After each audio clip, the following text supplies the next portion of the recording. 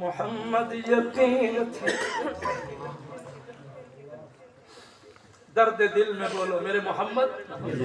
یہ لفظ یتیم کوئی عیب نہیں ہے. در یتیم آپ کا لقب ہے. اللہ نے قرآن میں بھی کہا ہے والضحى والليل إذا سجى ما ودعك ربك وما قلى وللآخرة خير لك من الأولى ولسوف يعطيك ربك فترضى ألم يجدك يتيما ألم يجدك يتيما ألم يجدك يتيما فآوى ووجدك ضالا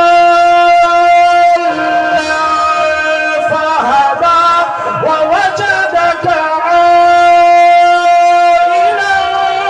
فأغنى فأما اليتيم فلا تقهر فأما اليتيم فلا تقهر أما اليتيم فلا تقهر. حاصل پور کے تاجروں قرآن سمجھو. زمینداروں قرآن سمجھو. ارباب خواص قرآن سمجھو. پردے میں میری بیٹیاں قرآن سمجھو. محمد عربی چونکہ یتیم پیدا ہوئے آقا کو یتیموں سے اتنا پیار تھا آپ نے فرمایا اما الیتیم فلا تقہر.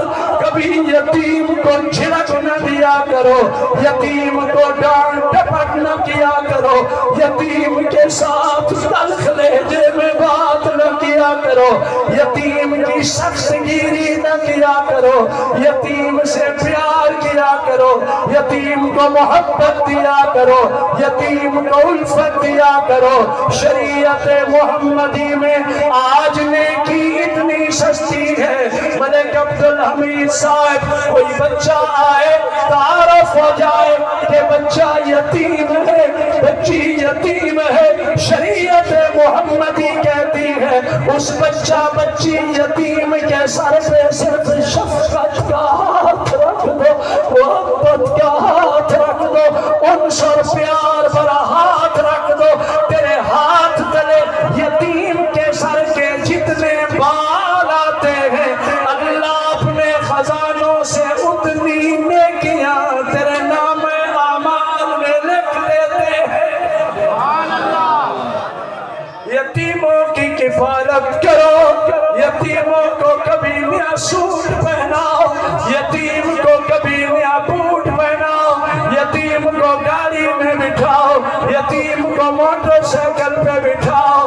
بازار میں لے آؤ. یتیم کا بابا ہوتا ابا ہوتا پسند کا جوڑا خرید کے دیتا. تاجروں یتیم کو نیا جوڑا پہناؤ. یتیم کو نیا سوٹ پہناؤ. یتیم کو نیا بوٹ پہناؤ. پیر صاحب دعا دینا. صدیق اکبر کی وفات کا لمحہ ہے. سنو ابو بکر صدیق کے آخری سانس ہے. ابو بکر رو کے فرمانے لگے عائشہ میرے کفن میں نیا کپڑا استعمال نہ کرنا. میں مر جاؤں گا قبر میں اتر جاؤں گا. میت کو کیا سرکار کے کفن پرانا ہے یا کفن نیا ہے.